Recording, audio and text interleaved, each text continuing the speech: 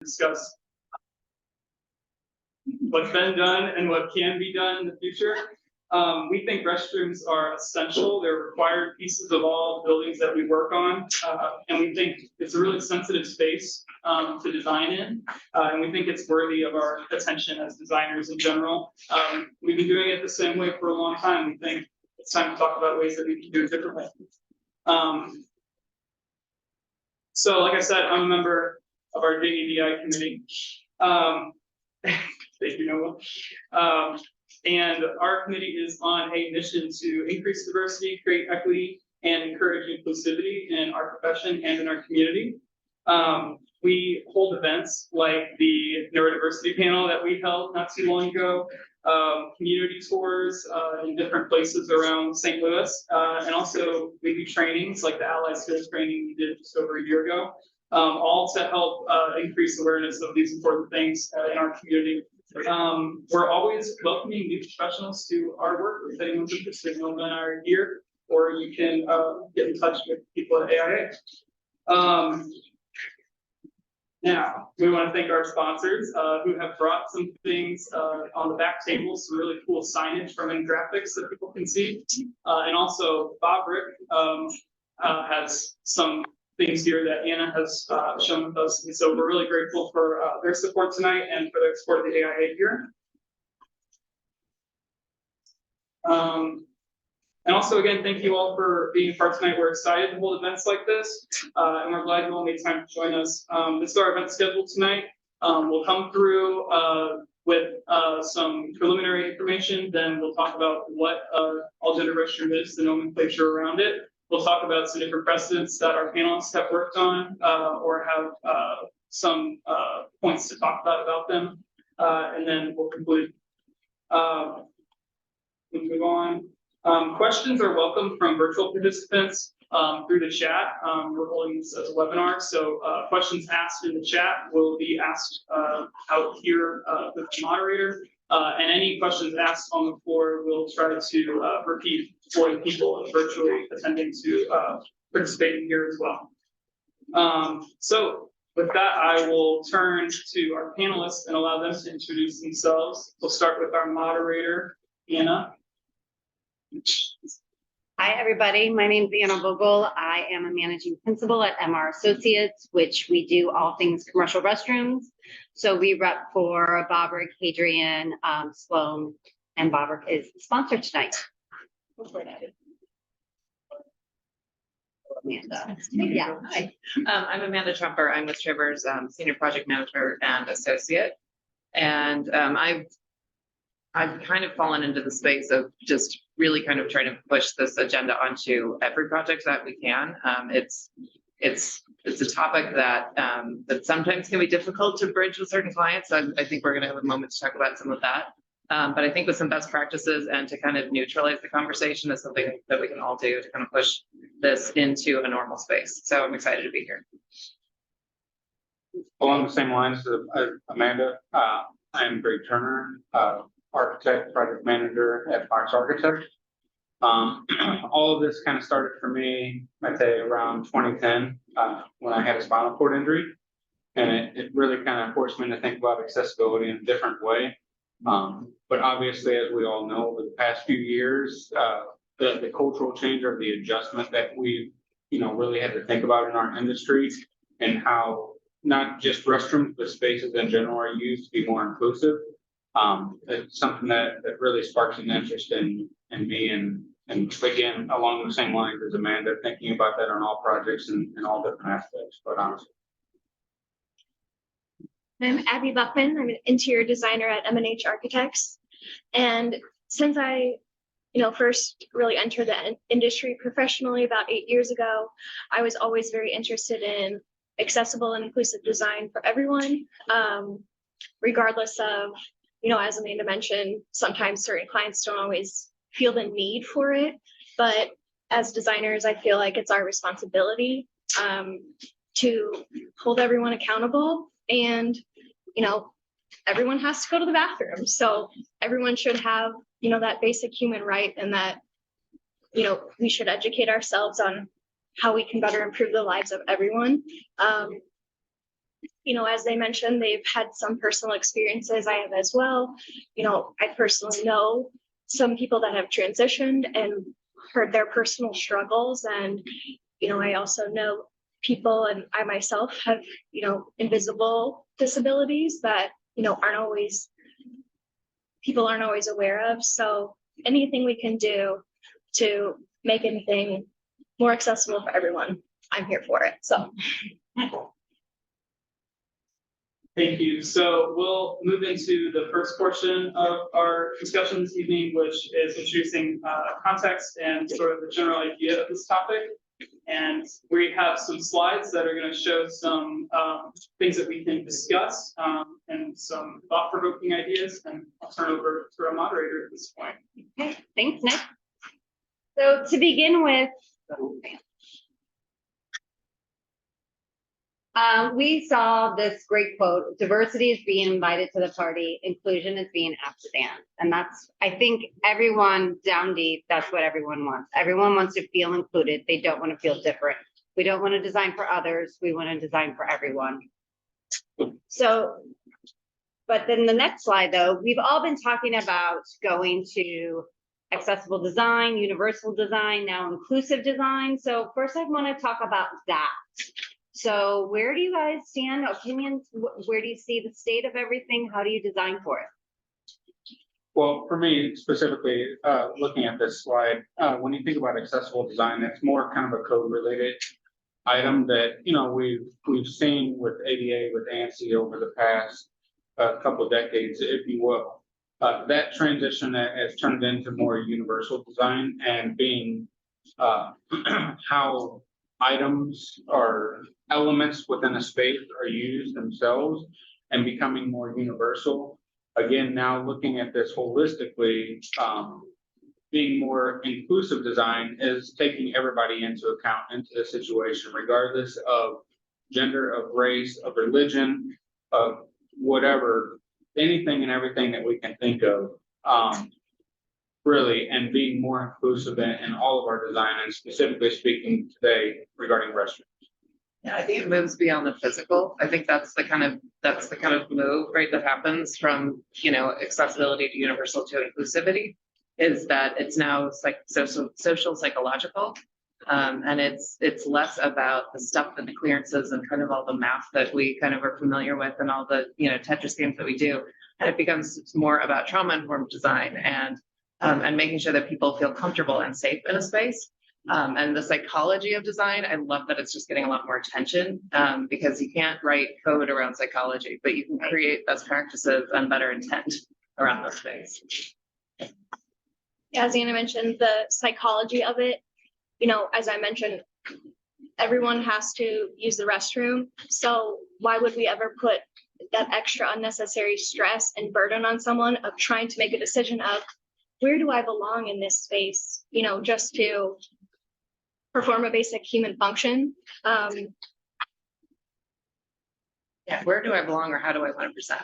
Right? Exactly. It's as much as like, outing yourself in that moment. And do you want to create that moment for somebody on something that happens frequently over the course of the day in every location possible?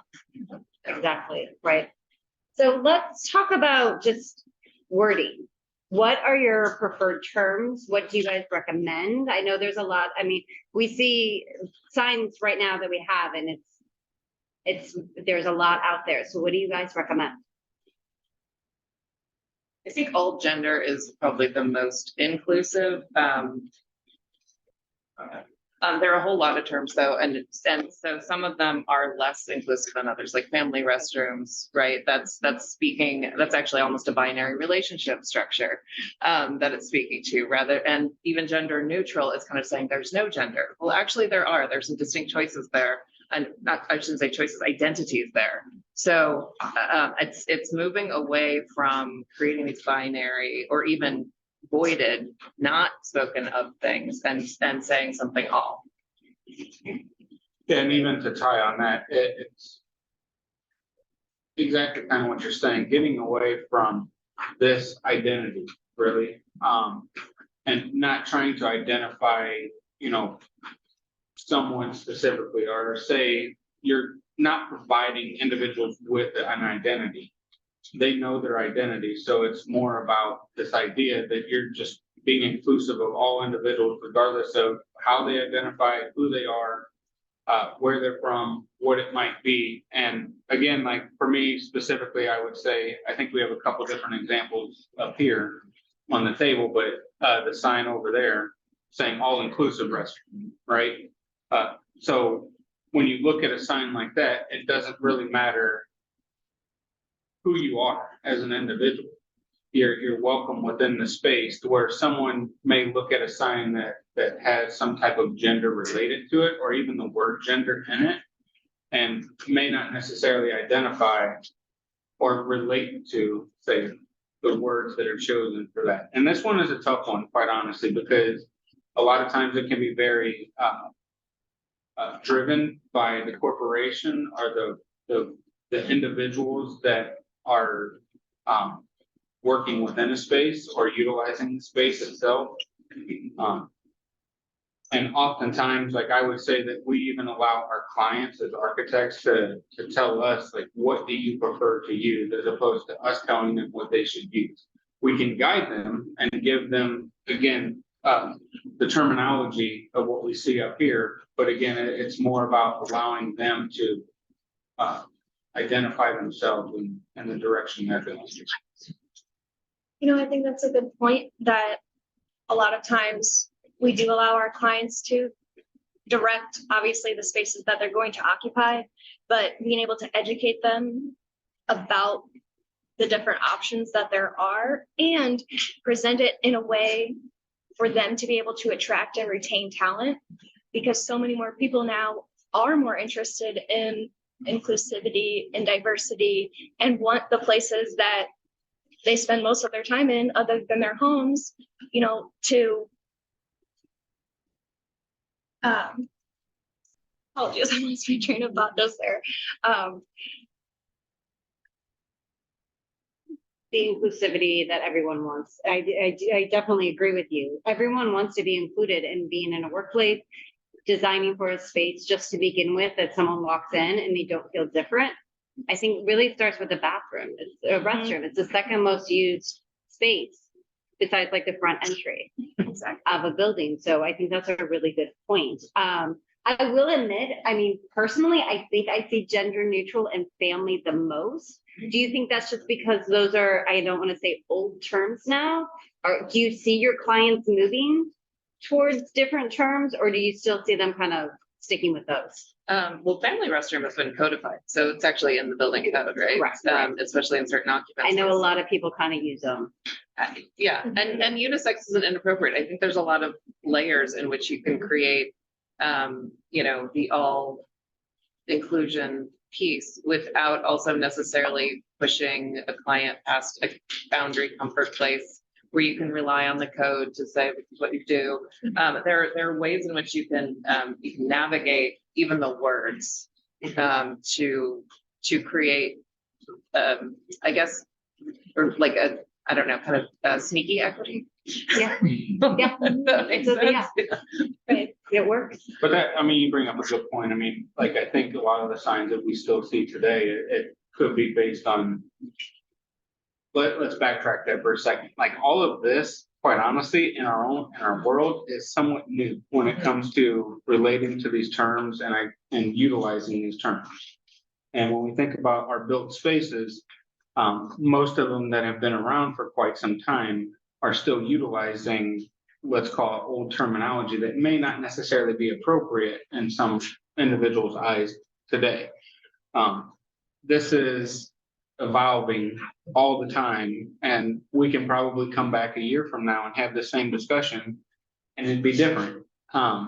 So yeah, I think kind of to your point, like, it could be what we see now, could be very well based off of, our knowledge 5 years ago. I know. I think we should do this next year and see how things have changed and see what's different. Let's move on though to what is an all gender restroom? Like, what is the basic definition in your opinion? And then we'll talk about the importance of why. So Abby, I'm gonna let you go first. Yeah, I would say the all gender restroom idea is changing the signage, changing the circulation path of the restroom.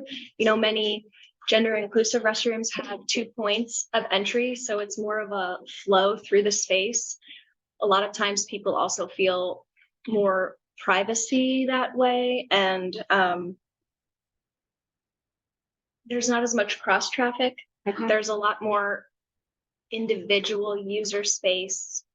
I would say that the partitions, you know, you wouldn't have the gaps in a Right. traditional gendered restroom. Partitions go to the floor. Occasionally, you see the individual hand washing within the room itself. I think airport design has a lot of reference or basis of design that we can look to when we start designing inclusive restrooms. Yeah, I like to say the biggest difference, if you're trying to just kind of get to the point with an end user, is walls versus stalls. It's just like, that's a really quick way to describe things that go floor to ceiling for full privacy, full height. And it's not to say there are partition systems that go real close. They're not as good or as private, I would say, from a safety and protection point of view. Like knowing that you're hearing the sounds of someone else and not knowing who, you know, they are, if they identify with you or themselves. However, the more privacy you can create, the more kind of sense of safety and true privacy, both in and out of that situation. But they're just some core concepts, like privacy being the biggest piece of it. Safety, like you said, 2 ways in and out, so that you're not, you know, if there is some interaction of somebody even just not knowing what to do in that space, you're not stuck. You know, the equity of those things, like each of these things are created equal, so that there's really truly, you know, definition between these things. And then also the overlay of the true like accessibility pieces of all of it gets imbued into that as well, right? So it can kind of do all of the things. And I guess to add on to that, I mean, when you think about an all gender restroom, it's being able to accommodate anybody. Let's speak specifically if it's male versus female or however the identification is, but a typical female restroom might have additional items like shelves in it or sanitary napkin dispensers, things like that. So actually being able to include anything that we might typically see in either gender in all situations themselves. That's a great point too, to put that in there. So again, it's inclusive. What are the groups of people that are better served by these restrooms? And then I'm gonna ask the flip side of that after this. I would say everyone. I mean, there really is no detriment, I would say personally. You know, I think we've brought up the privacy and safety concerns. Obviously, some people feel more strongly one way or another about that. But really, I mean, the words themselves are inherent: accessible, universal, inclusive. How would that ever be, you know, not beneficial to people? So, Right. Amanda, anything to add? It's everybody. Yeah, everybody knows it. So then, do you have anything to add? Because Greg, I wanted to specifically ask you about. Okay, No. but because I feel like you're kind of one that has spoken about this before. Because what are the cultural and religious considerations though that we need to be aware of when we're doing these kind of designs? And that's exactly what I was going to say. It's like being mindful that certain cultures or religions may have different practices, and we have to be respectful of that as well. Sometimes intermixing, let's call it the male versus female genders, is not necessarily acceptable when it comes to certain daily life things, if you will. So yeah, I think we have to be mindful of that, and sometimes this can be very client specific. And you know, later on in the slides, like I'll touch base on this a little bit more. But us specifically, we actually had a client that came to us and had a pretty high population of Muslims, and needing to be able to accommodate that as well, within, thinking about not only the restrooms, but other spaces that they might need within their facility. Okay, so we'll talk about that a Yeah. little bit more later. Okay. Okay, so let's get into basic components. So what are the basic components and general considerations? We've talked about privacy, obviously this first, we talked about safety. What other things are there to consider when putting an all gender restroom together? We talked about, I think when we were all kind of talking before we had this panel about the convenience and location being an important thing. Mhm. So that you're not putting the all gender or unisex or whatever accommodation in Yeah. a separate place. So that if someone's using that facility, they're also not outing, right? Right. So like to make this a place that that convenience piece is as much a part of the equity as, because in existing buildings, there's sometimes a lot of constraints around being able to do this, right? So being able to do your best is a lot of times what we do. And I mean, ADA is written that way, right? Do your Mhm. best with existing facilities, with certain things that are not meant to burden a project. But if you can do your best in ways that are more mindful to making sure that you're not creating a situation that actually makes it worse, Yeah, right? So I that's think, a big one. And I think that one kind of is easy to miss. yeah, And that, oh, we're just going to put one over here. And it's like, no, it's not actually better. But even Right. beyond that, it's also not putting a spotlight on the location either, and putting those, let's say, the entrance into those rooms off of, a hallway that right across from it is a bunch of workstations, right? Mhm. Being very mindful in the placement of where those are, because especially when it comes to single user restrooms, it can sometimes be an awkward situation to walk into a restroom and may not necessarily want everybody to know. Yeah. Like you're going in there. So not necessarily putting it more in a private situation than a semi-private is, I guess, what I'm getting at. Right. Yeah, so my question is, we're talking about all gender and then that sign says all inclusive. So when you're doing all gender restroom, is that also inclusive for ADA? So I'm going to repeat this for everyone online. The question is all gender, all inclusive, is that the same definition? Yeah. Basically, if I have an all gender restroom or an all inclusive restroom, if I'm there with my daughter in a wheelchair and she used that restroom. So I think this is maybe a personal choice of words. I would personally say that all gender and all inclusive are not the same thing. When I see the word all gender, it specifically says exactly what it is. It's, identifying gender, and it's coming back to my statement before, is like you're trying to identify someone as having a gender, so on and so forth, where the word inclusive, again, in my mind, my opinion, is it's taking that and making it much broader. Doesn't matter who you are. And that allows individuals the opportunity to just, enter at will, if you will, without question. Why wouldn't we design an all gender restroom to also be accessible? Because there are people that are non-binary, in wheelchairs, that want that. And you absolutely do that. Yeah. Yeah, I was going to say, all gender to me would not necessarily mean it's ADA accessible, because unfortunately, most gender specific restrooms are not accessible, or, only have one lavatory for that. But all inclusive, kind of referencing back to our first slide, inclusive to me would include ADA accessibility, universal design, all gender design. To me, inclusive is kind of the ultimate level. And I think The layering of all of them. Yeah. Yeah, and I think there's a difference too, when you're talking about this, if you're talking about multi-users versus a single user restroom. Mhm. When you talk about a single user restroom, I would almost press in all instances that a single user restroom always be accessible. Meet the code of accessibility, but invite everybody into it, to where a multi-user restroom situation where you have divided stalls or divided, water closets with walls, right? That you may not necessarily want to eat up all of that square footage to put in, 10 accessible, if you will, stalls, when the reality of it is that it's not a necessity all the time, but you also want to try and look at it from a code standpoint. And if the code says I need one, well, do you really want to just do one? And sometimes that's very client specific as well. I mean, the client drives a lot of these parameters for us.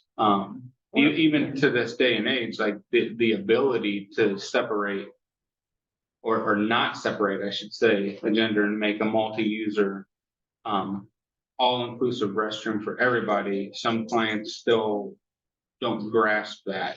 And not even just clients, some municipalities don't grasp that. Right.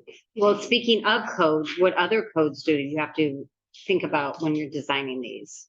Is there anything that helps or hinders? I can't think of anything off the top of my head. Well, the plumbing code right now, at least right now, is written in a binary fashion, right? So you're taking your population, you're dividing it by 2. You're doing 50% male and 50% female, even though the census doesn't even necessarily agree with that. That's okay. And then we're dividing this into, and then, in many cases, you're also then dividing the requirements for, water closets, your labs to water closets by 2. So there's this very binary math that happens with meeting your plumbing fixture minimums. And, until 2021 code, there was really no provision or wiggle room inside of, besides like getting a client to write a specific letter that says our population is an all boys school. And so we are not going to meet this 50-50, like, things in which to kind of make it explicit that either your population is different or otherwise. The 2021 code does have more generic and room in which to wiggle with the total plumbing counts. And so you can go for totals versus separated genders, which in many cases actually does help to, not in a huge fashion, but can help to reduce your overall plumbing counts just by way of not rounding up twice on half. Right. So you can start to, and all the roundups that happen when you do that math, and you're also just rounding up. So there are some benefits, but even there are certain municipalities though, where they haven't adopted that code. Sometimes you can say, well, if you're going to, can we start to get this plan review looked at that way? But depending on your code reviewer and your authority, it's a maybe. But what you could also do is design them in one way and use them in another. And that's not uncommon, to sign it for occupancy and then sign it for yourselves. And that's, especially in not public spaces, that's definitely the way that we see clients handling what they want to do versus what the code is asking them to do. So what about, Amanda, you talked about trauma-informed design. Can you talk more about that? About how this, tell me what you do with it. I want to know more. That's really about psychological safety and feeling like where you are, who you're around, what eyes are on you, what your eyes can see, and ways in which to get in and out of anywhere. And it goes from restrooms to resident. It goes inside all spaces, but it's not creating blind corners, not creating hiding spaces. There's actually an example later in here where I was in an all-gender restroom and I thought it was fantastic until I realized there was a door that closed behind me. And I didn't notice it until a man walked into the space. And then I watched the door close behind him. And immediately I felt less safe in that space. So entering the restroom area. I was like, cool, look, it's an all gender restroom. This is amazing, right? I was so excited. And the door closed behind me and I was like, oh no, I get it. It's great. I'm washing my hands, whatever. And this guy comes in and I see him come in. I'm like, yes. And he's like, yeah. I was like, it's all gender. It's super cool. I'm washing my hands. And then I see the door close behind him and there's nobody else in the restroom except he and I. And I was like, oh, I don't like that. So if it was, so it's like that, like put yourself in the switch situation. I mean, as a woman, even especially, like I kind of put myself in that space and go, am I going to feel safe with a stranger? So if you could design it that the entrance door was removed, just that would have fixed it immensely. I mean, that also helps with germ transmission, that helps with ADA, that helps. I mean, again, it gets designed for everyone and it just works. What about others? So So I find this slide fascinating. We've already talked about getting entry and entry different points, enter and exit different. We've talked about removing doors. What other like small things that I don't want to call them specifically designing for all gender. It just kind of helps. It benefits everyone in this. So adding music. So what other, I guess, helpful tips for all restroom planning? You know, I mean, Greg brought it up earlier, but something as simple as adding waste bins or, sanitary dispensers or in each stall or just in the restroom alone, sometimes people have more private things to do that they don't need to, oh shoot, I'm in the stall, but I wait until someone else leaves the restroom. And even a gendered situation, yes. Correct. There are just situations where people want more privacy. Yes, it's something everyone does, but sometimes you just need to close and lock the door. I think even into that, I mean, you brought up a point earlier about like this idea. There are so many people, and one of the previous slides showed some statistics on people with varying impairments, and one of those being visual impairments, right? So individuals with visual impairments may not necessarily mean like completely blind, right? But having this idea that of high contrast for certain things, whether that be your faucet on your counter, that having a high contrast, if you will, or a varying contrast from the counter or the wall that's behind it. It's so hard as designers. I think everyone in this room that is a designer to try and think about anything and everything. But we try and do our best to be inclusive and think about every aspect when we're putting things together, especially when it comes to restrooms like this. And again, the vision impairment part was just one piece of it. I mean, you have individuals with sensory concerns or impairments that you have to adjust to. Lighting can be a good friend of mine. Like lighting is a big factor for her in walking into a space. So lighting, ventilation, noise. One of my favorites is the privacy indicator on the door hardware itself. So easy. Because even in a stall in any bathroom, on the side of the highway at a gas station, and somebody's going like this. Right. Did I lock it? Like that moment Right. is awful. I don't care where you are. And so that little indicator gives you a better sense of autonomy, is more preventative of that accidentally happening. Right. And helps establish safety and trust. Right. And you can see it walking in what is occupied. Yeah. You're not going through and touching. You can't look under the you're not doors. looking under. Yeah. And then, if it's a lower door, if it's 4 inches or at the ground, you can't. Zero, ideally. Yeah. Yeah. Obviously, ideally, if it's gapless, you can't see. Right. Thank goodness. Right. Amanda even brings up a point like, sorry. Sorry to interrupt. Don't forget your thought. I was just going to say, you just mentioned vision impaired, and to one of the things that we've been worried about on our project is, the indicators, we're all used to them, they're on airplanes, they're on stalls, but it's not necessarily the most high contrast. Green and red. Yeah. Talk about Green just and the red is color not blindness. good, but And it's actually, blindness. now it's green and white because colorblind people can't see the green. okay. So they just Dark and eliminate, light. yeah, Yeah. so they don't see that much of a Yeah. contrast. So now so pretty much red, stop. It's occupied. Okay. But most people went to white instead of the green, even just to be inclusive of. So I just learned something. Yeah. Thank No, you. me too. Thanks, Tabaka. So we Okay. have a question online. Has anyone found there's a difference in floor space required when designing an all gender restroom versus gender binary? You actually save on square footage. You're able to fit a lot more fixtures in an all gender restroom.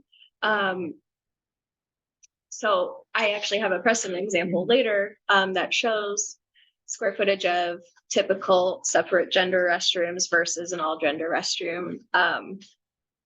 So I would say square footage is benefited from it, whereas, maybe additional costs and counts of plumbing fixtures increases.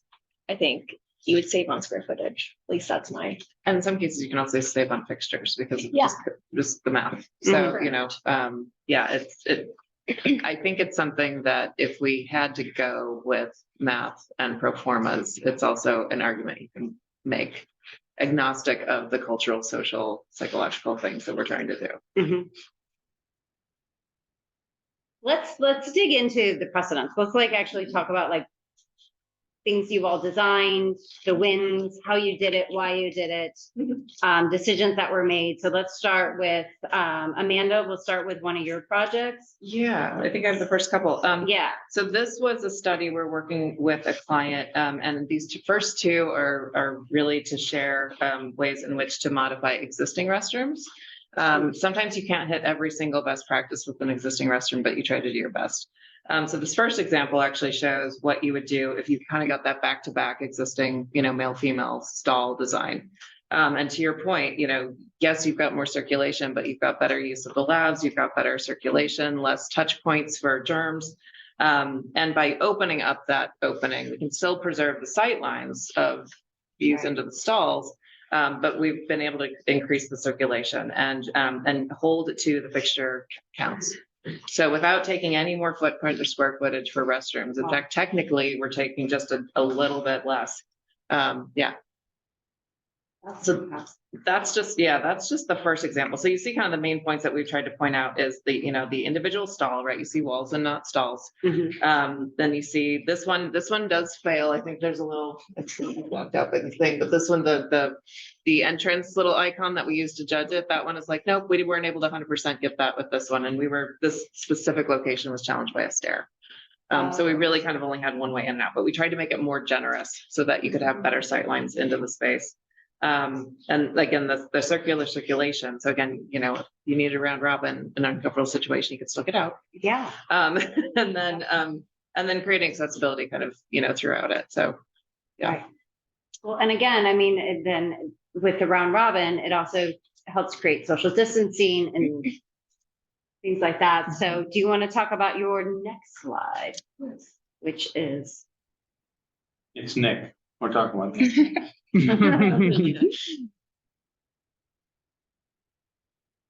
It's coming.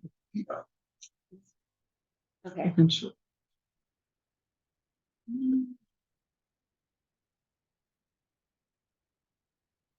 Is that it? There you go. There we go. Okay.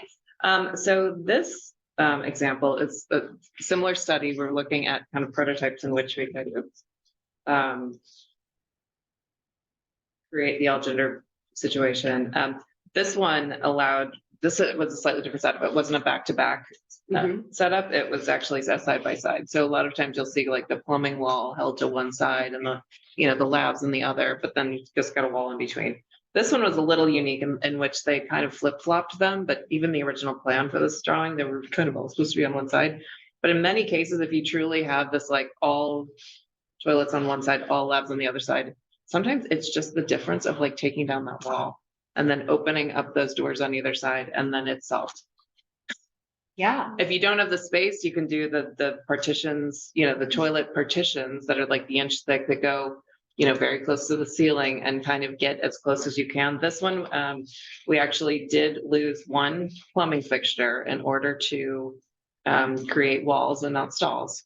Okay. But we still met our plumbing fixture minimums because of that. Okay, that's what I was, so both of these are studded walls. Yep. Obviously, I think this goes without saying, but I still want to say it because I noticed it. So no urinals because it's all inclusive. So, and then obviously napkin vending, tampon vending is all in one place. And all of them. Yep. Okay, this is. So, question, so along those lines, do you have get a client that's asking for urinals just for the more efficiency? Yes, I literally had this conversation about 2 hours ago, walking out of a client meeting, where they've asked us to provide some urinals, and to sign those, A, for efficiency, but B, I think the conversation was sitters versus standers. Okay. and the desire to not make sitters use standers stalls. And so to create a urinal so that there wasn't that happening. I don't- How do you talk about that? It's a- You know, and it's just like, It's a choice. well, my comment was, it's easier to ask everyone to sit than it is to ask everyone to stand. That's, Yeah, and I'll jump in and say, we design a lot of industrial and warehouse projects where I currently am. And so in a lot of those warehouse restrooms, we include, it's a single user restroom, but it has a toilet and a urinal to provide those, that choice, that option for people. right, I've So, seen Can you those. say that again? What do you provide? Both a toilet and a urinal within The same stall. within one Yeah. single user So restroom. for example, in this case, you don't have a multi-user, you have just single users with both options. Right? Yeah, but I don't think you're saying that you have a bunch of single user restrooms. No, that would It's be, only a single, like, when you have just like a Correct. grouping of like 1 to 3, whatever it might be. Yeah, I've gone into some, there's places where, yeah, you walk in and it's set in, there's a toilet on one side, a urinal on the other side, and you walk out and you wash your hands. And like, so is that what the setup was, or is there something else?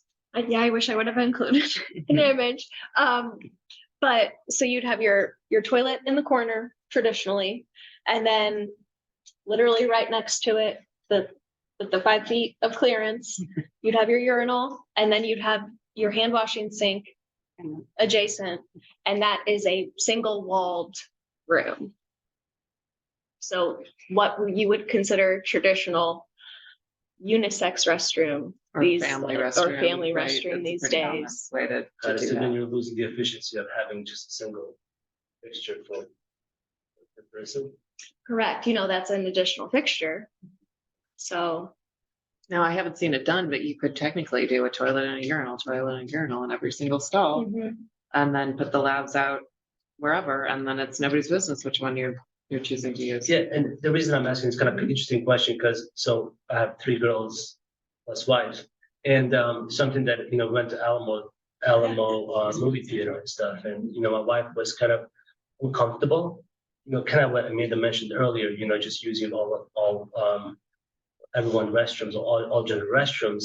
But then what I noticed also is that the Alamo had separate urinals where the men would typically just go. And then kind of maybe a humor moment or not, but then Amanda also mentioned that it's easier to sit than it's easier to encourage sitting than standing. And, I'm a Muslim, so when I go to mosque, in the mosque, it's typically all toilets. And they do have a sign. It's bad to be standing. You gotta go down. So we just need signs. Yeah, we just need signs. Okay, thank I don't you. know how respected it is, but it is something, I mean, it really is a real aspect of it, because ultimately, we're thinking about the restroom as just a restroom that's gonna be used for one particular use, but then there's also a lot of these different things that go into it.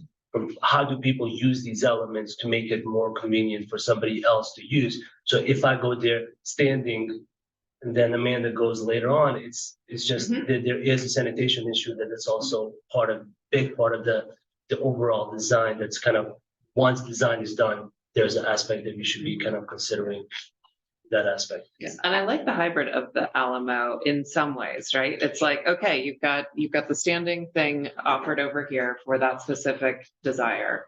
But then I've I put myself into, just a binary man's place. And I go, so if I decide not to do that, if I'm telling everyone I'm doing the other thing, like, is that just Yeah. as uncomfortable about announcing even what you're doing in the bathroom? Right. Not even just your gender. So I'm just like, is it solved, or does it just make something else awkward? Right. No, it's something to consider, and I think it's something Yeah. that will keep evolving, because Yeah. I think people are thinking we're giving this the option, and now they figured out, yeah, you're calling the light on it. So has your clients come up to you and said, well, what about cleaning? This is more cleaning. It's even just sharing, porcelain china fixtures, but it's also just going around, studded walls, things like that. Have you had any feedback or had any concerns in designing of people talking about maintenance and cleaning? I would say most of the comments that we get are from facilities, Mhm. Individuals that control the facilities more so than say the leadership or the users. It's the individuals that are cleaning it themselves. And what are they commenting? Well, of course, like there's more cleaning that has to be done because you are now going around walls. Instead of just going around, say, a leg that's on a partition, if you will. But even beyond that, like the upkeep of cleaning as well. There's probably a little bit more there. Mhm. So much more surface area, Yeah. unfortunately. Yeah. Right, more tile, more, yeah, I mean, but that's a choice, I mean. That they know it's not, I guess it's not a hidden, it's not a, oh, surprise, there's more, it's kind of a, well, it's no, I would still hope that you're cleaning, stall walls and things like that. I would hope. Yeah. So what other finishes besides tile do you think would work in that scenario? Is it more like a Korean? A wainscot, or is it tile all the way up? As long as everybody's sitting down, you'll be Okay. Yeah, if everyone's sitting down, it is a different story. I mean, there are partition systems that do go floor to ceiling that are phenolic. Phenolic is, pretty indestructible. So if you, with time, with space planning or budgets or something like that, you can partition is available. So that is one, I mean, and phenolic is it's easy to wipe down, it's easy to clean. It's made for that. So a couple of questions online. One, are there air freshener solutions suitable for those with scent allergies? And another one, do your stud walls go all the way to the floor and follow the slope of the floor, or do you hold them off of the floor to not wick moisture when overflows occur? I don't know how to answer the scent one. I know in well, one of the requirements of being a well, or it is not having a scent-free place. So I think scent-free is the choice. Yeah. So it's a good segue though into like some of the added costs, right? Because like then you're individually ventilating, or you're losing a little bit of your privacy by undercutting the doors, which then can eliminate the need to having a floor drain in every single restroom because you're not sharing. And fire suppression and lighting, yeah. So you have that, Right. You got a sprinkler in every single one, and a light, and a and vent. HVAC and a drain, right? Yeah, and then do you lose privacy for, to allow these things to flow through, or do you undercut the door? All of those things have to be handled in a pretty sensitive manner. The sloping, that just depends on how you're handling the drains, truly. But yeah, ideally the partitions go floor to ceiling, but then they're covered in, waterproofed materials. Yeah, it's pretty much just individual tiny restrooms that you're. Let's move on to the next slide, and let's talk about the next example that we have. So I have some examples up here of building cores. So this was actually a study I did for a client back in 2016. So, I was really happy to be doing this. Back then, I thought it was progressive at the time for them. But I think these examples can still even apply today in the conversation.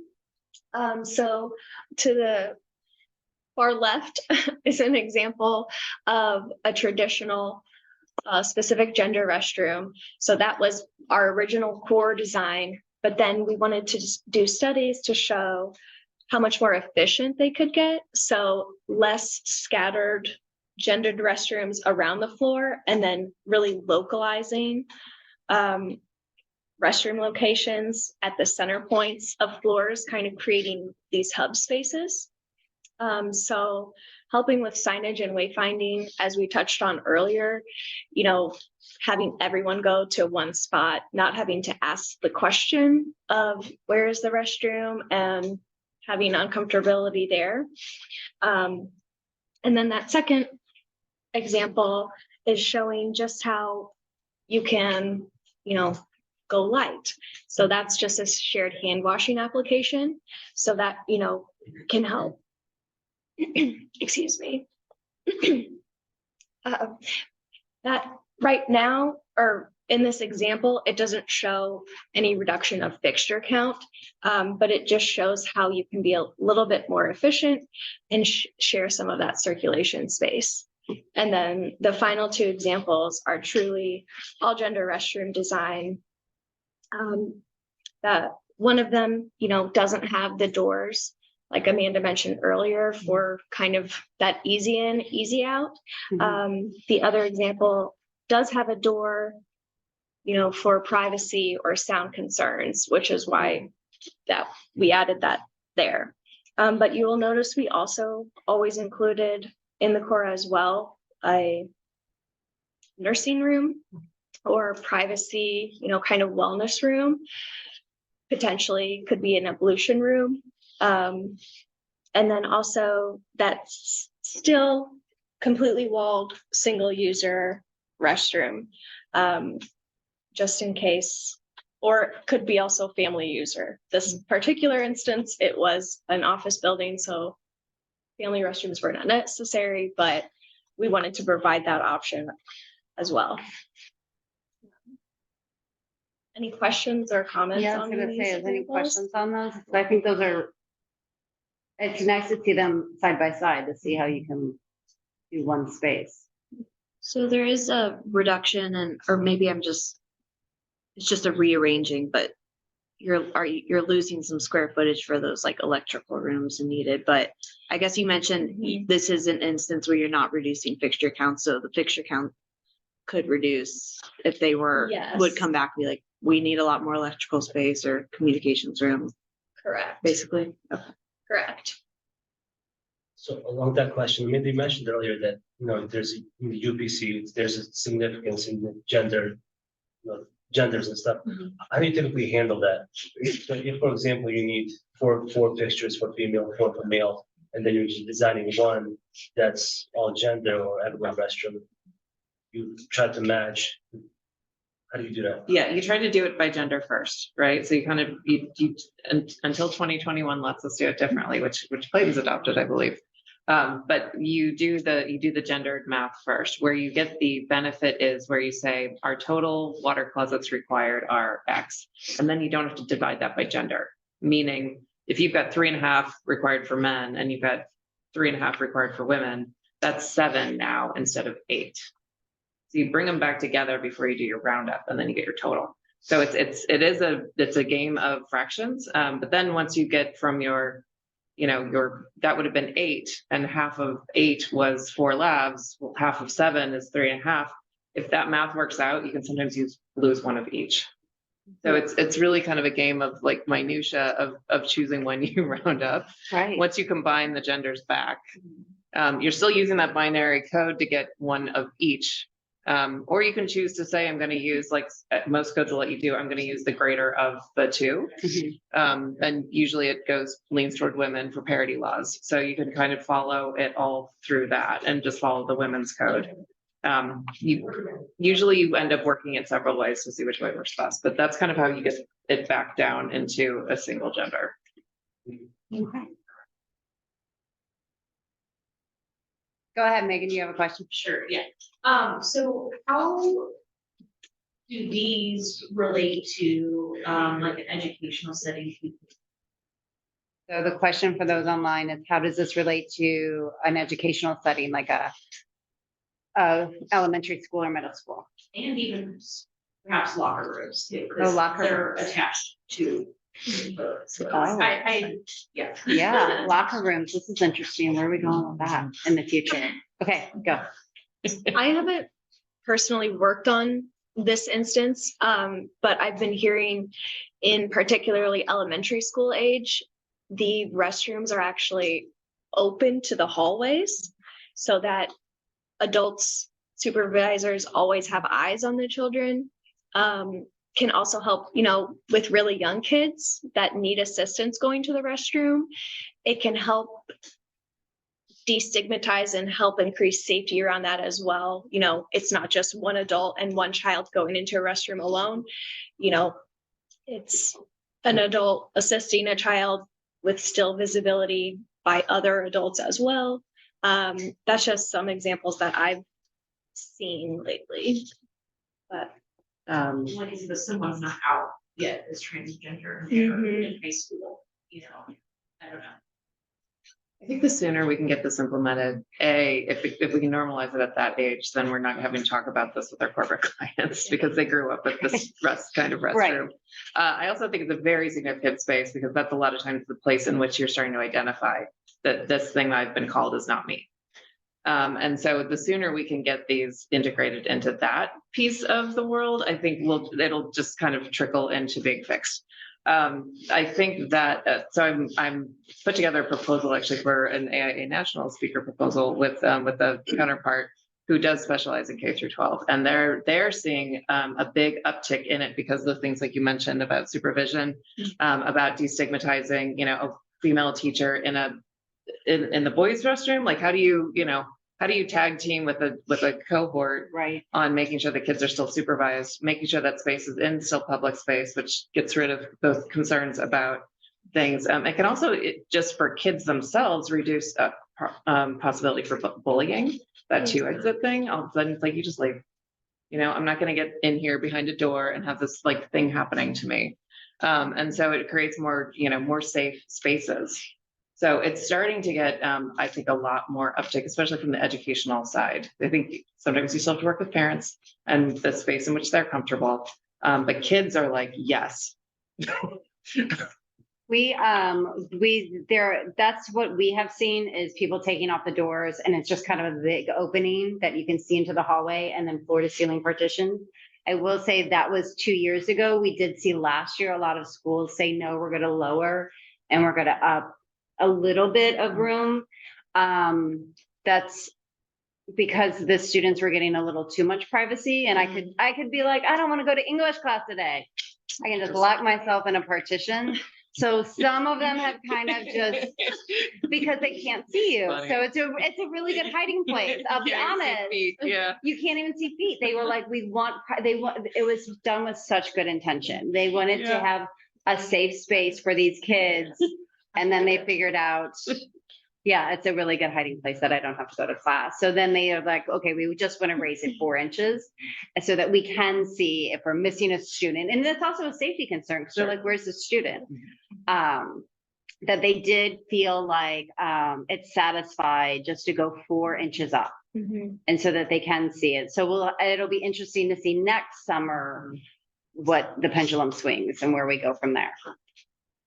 Yeah, I was going to say, let's move on to Greg. Yeah, I was going to say, do you want to talk about this? Yeah, sure. So this specifically, the next few slides, actually, we did a study with a corporate client of ours where they took pretty large, several facilities actually, manufacturing facilities, or storage facilities, industrial facilities, and had, I don't know how many restrooms throughout the entire facility.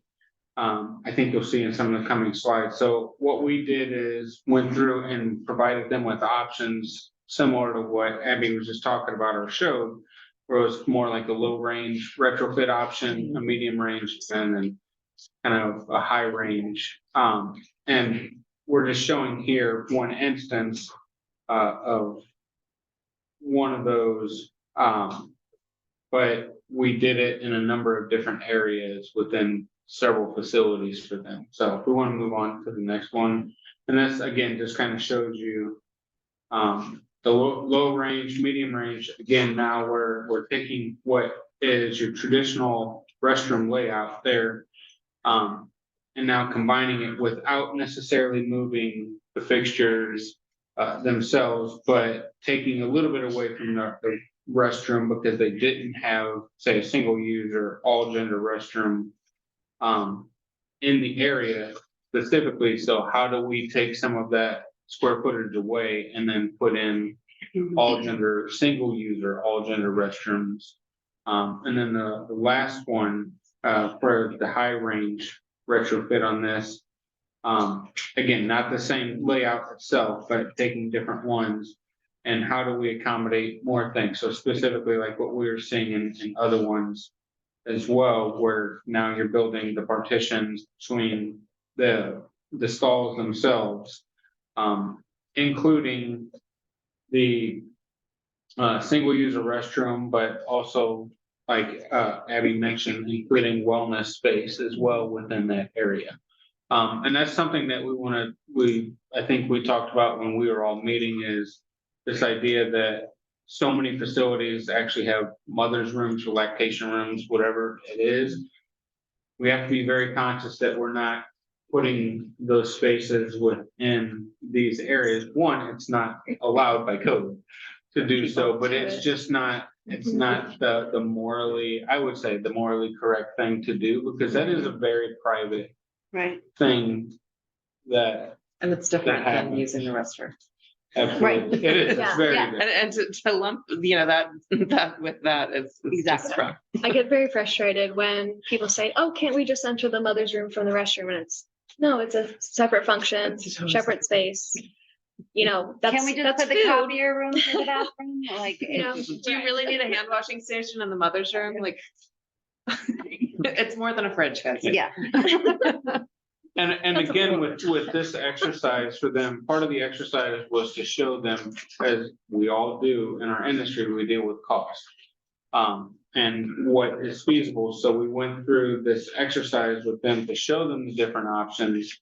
And then say what the average cost to redo each one of these different types might be. And that ranges, as you can see here, very little, like going from, $150 to $230 a square foot or so, to now the medium range, $200 to $270, and then getting over here upwards $400 or more. And all of this could range even more than that, depending on Right. You're how you finished. lay it out, what the existing conditions are. But again, this is all retrofit. I think most of ours that we talked about were retrofit situations, where obviously if we're dealing with a new construction type situation, we're really trying to push this idea of being inclusive from day one. Good. That's Yeah. great. Do you all feel like that you all are you leading with that, and or do you feel like clients are getting more receptive to it, or do you feel like it's still a bit of an uphill battle? I think to some degree, our clients are even coming to us Right. before we ever present it. I think it's a little bit of both. I think it depends on the client's audience. Right. Where I was having that conversation about, sit or stand. I'll be honest, like I've said, like we should be able to have these conversations. I probably pushed that client too far a couple of weeks ago, to the point that I said, I probably pushed you a little too far. I'm really passionate about this. Because that conversation got shut down by this constituent saying, you know what, we have an audience of 150 school districts and we can't afford to lose one. So their inclusivity was also being inclusive of those who aren't ready for that. So there's also that. What I like about your example with the unisex all gender family restroom, even in an office setting when it's not required, allows that transition of even cultural, psychological, social transition to happen. And I think that we have to be respectful of not pushing that on people who aren't ready, on institutions who are serving populations who aren't ready, and alienating people who, if we were to just give them a little peek of it, might be more receptive to it than just shutting it down. So creating moments where it can teach and get people there slowly, I think is another nuance that we can work toward, to be gentle in some of these things. And people aren't bad for not being ready, but creating moments in which they can start to test it. Yeah. And with that specific project, we're actually designing them to be all gender. But by removal of a very small kind of divider panel, you choose to go left, you choose to go right, you take that thing out and it's all gender. So they'll get there. So And they want to get there, but it's not today. That's a great stepping stone to help get people where they are. Let's do the last slide and then we'll do questions and answers. So the last slide, I believe, is, yep. So yeah, these are just a couple of local precedents. The 21C Hotel, I think everybody's familiar with. And that is the one that has the door at the end of the hall. And that's the one that I was in just a few weeks ago, with, the girlfriend of mine at the back, and as soon as I finished taking that picture, a guy walked in, and then the door shut, and I was like, But it's a beautiful, what I really like, what's really successful about it, is the distance between the visuals that are protected between that long bank of lavatories and that long bank of toilets. Those mirrors create this kind of moment in which you're kind of lost in that circulation. And so you're, even if you can't see through it, you're probably distracted by yourself or the reflections around you. And so it actually creates a ton of privacy without creating a ton of barrier. So I thought that was super, super clever. And of course, it's got the individual stalls. The example on the bottom is one that it was a Trivers project. We converted the step center at Tower Grove Park into all gender restrooms. It's kind of their hospitality rental space, one of the newer buildings on that in that park. But that is an example of, you can see that we've got two ways in, we've got the two separate labs, and then we've got the separate individual stalls. And these are really hard spaces to take pictures of. As someone who lives in restroom spaces all the time with my job, restrooms are very hard to take photos of. They don't it's give tight. you a lot of wide angles. Yes, it's a tight angle. Yep. So with these doors, were you able to do occupancy indicators on them? Yes, Nice. absolutely. That's great. Yep. Okay, as you finish up, I don't know if anyone wants to get any questions. If you want to, Amanda, if you want to talk about this last slide. Oh yeah, this is another one. This is actually our own building downtown, 100 North Broadway. And we reskinned and redid the atrium site, site the exterior, the interior. It's we're really proud of it. But we also got all gender restrooms into it. And this was a client who was like, I don't know. And we used the reduced plumbing fixture count to get it across the table. So that we lost a couple of labs and allowed us to actually, so on this floor, it's all gender. And then we've got two, individual unisex upstairs. So they were also able to create that choice. So that was another way in which we were able to kind of lead them down the path without forcing people to be comfortable with that. The nice part about this in this space, because I work there, these pictures were literally taken last night. But we're able to hear feedback, right? So you're in there washing your hands and somebody goes in and goes, oh, is this, you're like, yeah, it's, oh, okay. It's usually kind of, it's about that quick of a reset. Right. And I know ownership was a little nervous to do it, but even they've actually moved their own company but down to that building. They use it constantly. And so it's, yeah, and we've actually heard really good things about breathability because there aren't the doors and there aren't. So the things that you're maybe the stall, but you're going to clean the stall anyway. Right. Now you're not cleaning the door and the handles and everything that's going in. Your janitorial carts aren't hitting the doors going in and out. They're always on closers and things like that. Yeah. So, yeah.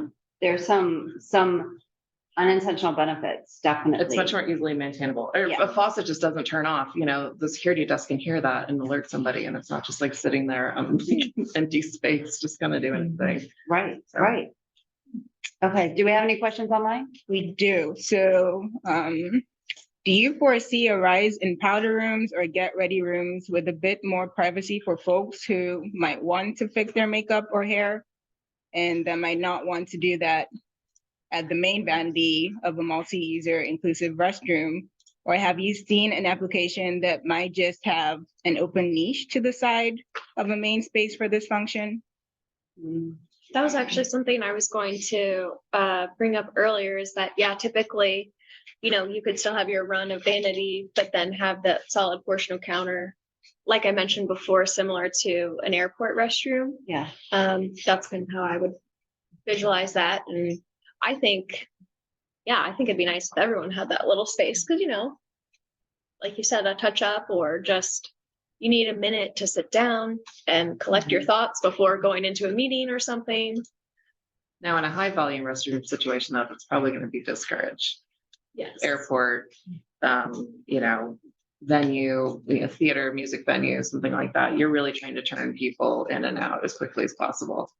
I feel like it's becoming more popular in airports. I think specifically to get people away from sinks. Yes. So that I can brush my hair and put it back up in a ponytail. Yeah. So I do putting it behind the door. Yeah, because I know, in San Francisco airport, I know it's big. It's Okay. a good 8-10 feet that I'm like, what is this? I can lay down on it. And that's what, and then I saw people just like taking a moment, putting up their hair, running because they just got off a flight and they just wanted to run a brush through their hair and just kind of touch up their makeup. So, yeah, and not take up wash space because that's so valuable. Or take up a whole stall. I think we Exactly. hear, and it's like, well, should we do more of these, all all restrooms, right? We've got a toilet and they're annex accessible. Can we also get in a sink? It's like, well, we can, but they're probably gonna take a little bit more time.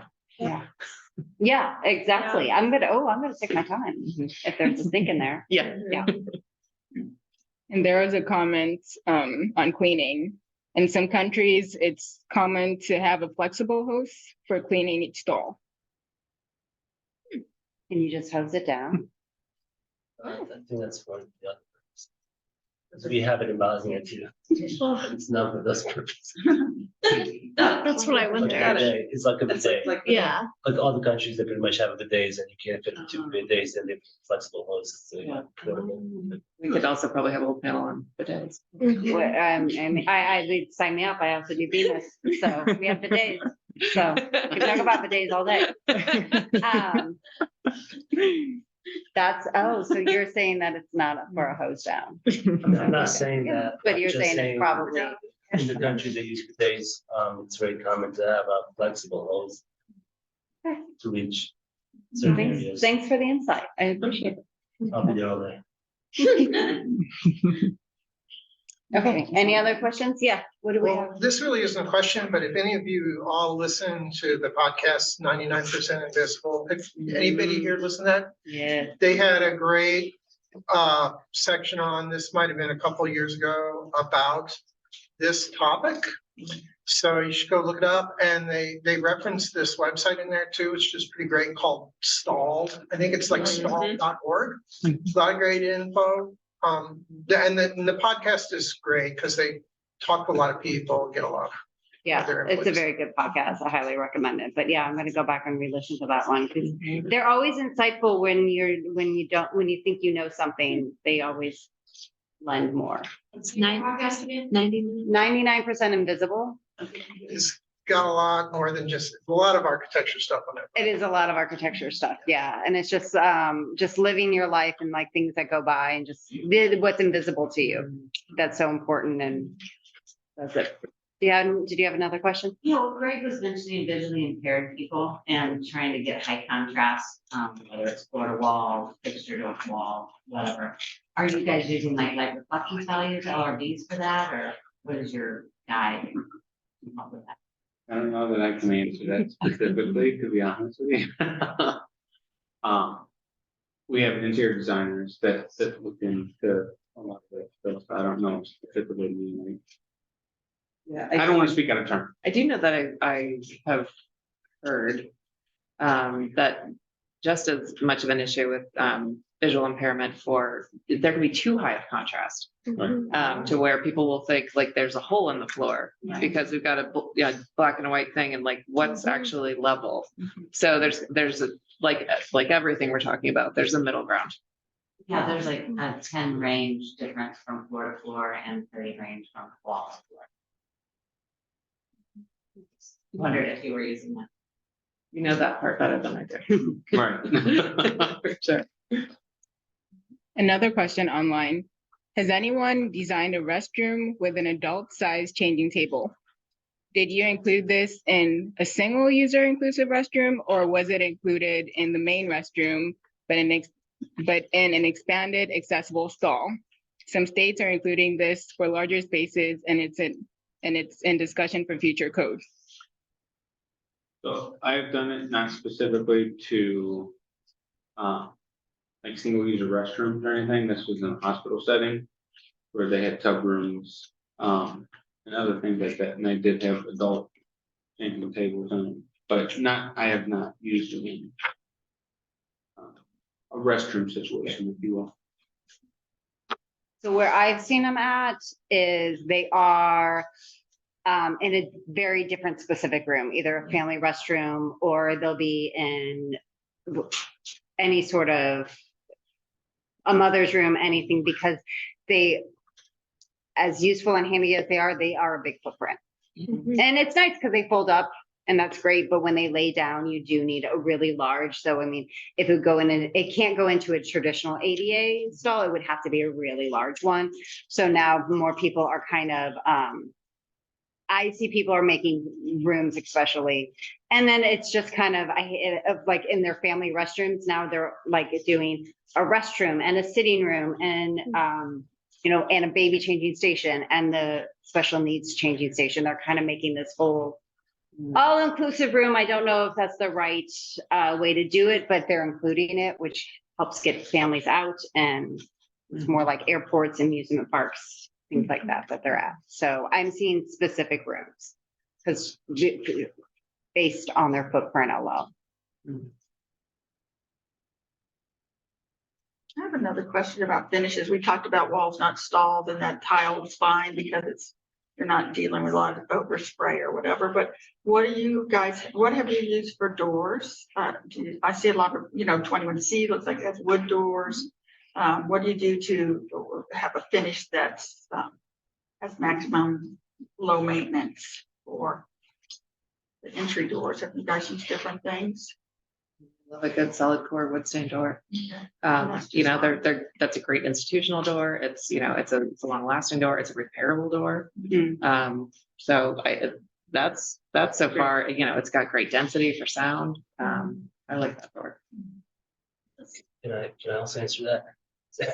So I think, really this topic is really, it's like we talk about all gender restrooms, but it really, there's a specific functions that also follow these all genders, right? Because I mean, all gender, maybe it's not applicable in all locations. For example, we do a lot of industrial stuff, and in those instances, the breaks and stuff are not large enough that you can have a large population during the break time going to one restroom, so they prefer to have gender, so it's quick in and quick out. And in those situations where you have a high traffic areas that are, not necessarily corporate or educational, a lot of times you would actually use solid core wood door, but install Phoenix laminate, which is really non-scratch, easily cleanable, and also microbacterial type of surface that you apply to doors, just kind of to prevent any of that wear and tear. So I think it's very, this whole subject is based in such sociological beliefs that are followed by functionality as well. And something that's really kind of interesting to me that, again, I spoke about my wife and going into the Alamo Theater, and she didn't kind of feel too comfortable going in there. But at the same time, we go to, my daughter's swim class, and my daughter's swim class has changing rooms, and the restrooms are all gendered. I mean, everybody goes in there, and she feels perfectly fine. So I think it's really interesting aspect to, to be discussing and to be thinking about, as it is really deeply rooted in one's beliefs. What's acceptable and what's not. It's very interesting. I'm curious what the psychological differences are between the swimming changing space and maybe the more public Alamo space. Like, do you know everybody in the swim class? Like, is there a different sense of space? No? Okay. I mean, it's a changing rooms that are, made like total partitions in a sense. So it's partition material changing rooms. And then all of the toilets are walled off. And then you have adults, you have kids, you have pretty much everybody. And it's just interesting, because I'm really, for the inclusivity and for having all gender restrooms. And actually some of our clients call them everyone restrooms, just because it's, Nice. But my wife, who I love dearly, she is an educator and she is a little bit hesitant about these new aspects of it. But then kind of seeing her go into again Alamo and being not comfortable to going into these back same function, same everything, feeling not even thinking about it. It's very interesting phenomenon, I feel. Yeah. I was gonna say, any more questions? Question. Yeah. Couple. To satisfy code and then of course all gender. So if you need a ADA, your ADA space, you just make it all gender.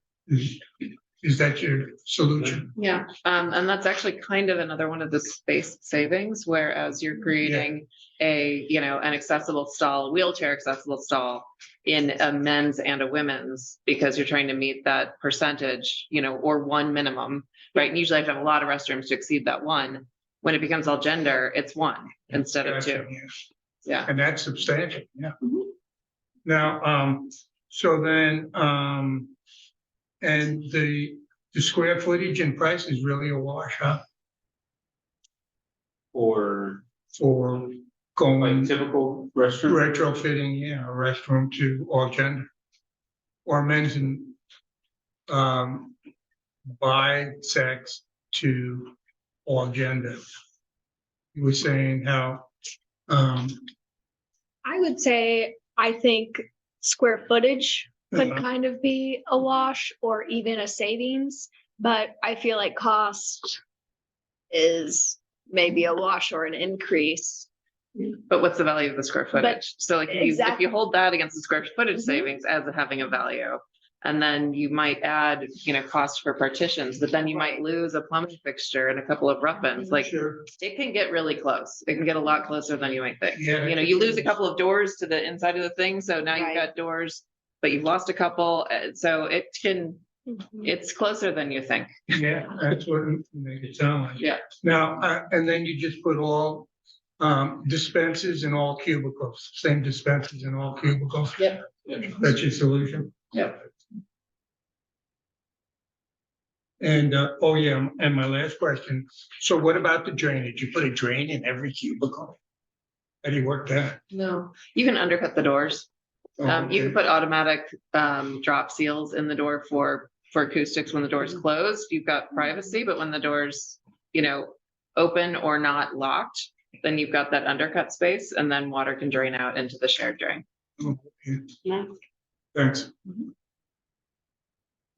Good question, right? Hi, good afternoon. Hello. Thank you so much for your presentation and all the information I found. I learned a lot, let's say that. And you've opened my brain 100-fold into things I've never considered in 30 years, and I will put it on the agenda. So thank you for that. I have 2 requests. We work with a lot of women and a lot of women's groups, and domestic violence is much higher than we report.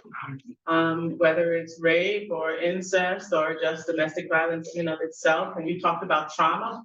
And for a lot of women, just turning and seeing a man and a woman in a restroom is a trauma. So I'd like you to pay as much attention to that in your design process as you pay attention to other traumas.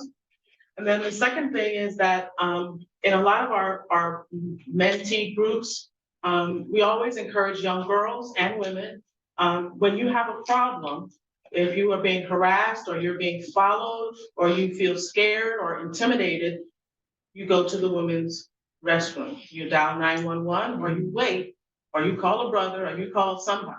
And so I would also like you to pay some thought to that, because those 2 things are part of security for women that we currently have that we want to be able to maintain as well. Thank you, thank you. Thank you for that. Oh, yeah. I just got the chills about just Yeah. another thing to make sure that we're Yeah. being protective and mindful of. Thank you. I'll just add to that, to me, is as someone who's had teenage daughters in the past, if you've got a 13-year-old daughter who goes to high school with 185-pound linemen, want them in the same restroom, just the 2 of them. Yeah, that is one of the most common concerns that we hear when discussing all-inclusive, all-gender restrooms. And, I think anything we can do, provide those 2 ways of egress, where hopefully another person would be able to see, I would say providing more. This is always a struggle for me, like providing more mirrors versus less mirrors, so that you have more ways to see, but then also, more ways to see, Is there any like alarming systems that being installed in each stall, like Duress. hotel showers will have Yeah. a kind of call button? When I was traveling or studying abroad in Europe, I think we could maybe take some examples from European restroom design, because I did notice there was a call button in each stall in a couple of areas, and and it's very frustrating, I think, because people are always saying, well, each one of those is an added cost, and it's always, what's the cost of having someone feel comfortable and safe? What's the cost of a life versus the cost of an extra fixture or something like that? And I think we have to have those drastic, serious conversations with our clients to, let them know this isn't just picking out, a pretty finish. Like, this is Right. This is intentional design to make everyone feel safe, to make sure everyone feels included, and it's going to change and it's going to evolve and it's going to continue. I would love to do this again next year to see where we all are at and how things have changed and what we have learned and how we keep progressing. But I do want to be mindful of time. So if we have any other questions, we can call this one the last one. Is there No, there was just a comment online saying adding cameras at the common space would be beneficial. Yeah, that would be definitely beneficial. So, okay, I'll let Nick wrap it up. All right. Yeah. First, we want to thank our moderator and our three panelists for joining us tonight. We want to thank,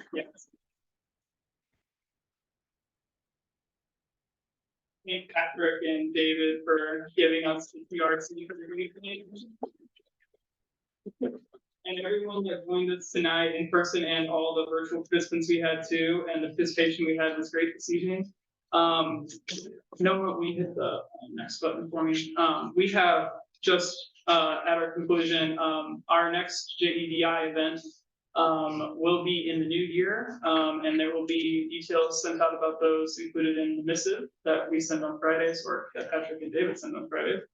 And we are really excited to have been able to hold the event tonight. We also want to thank our sponsors that sponsor our event tonight, with Bobrick and Graphics. Like I said, all their stuff is on the table in the back. And there's some stuff up here from Bobrick, right? From the trends. Okay, yes. Yeah, so things around the room. Anyway, but thank you all for coming, and we will see you at future events. Good.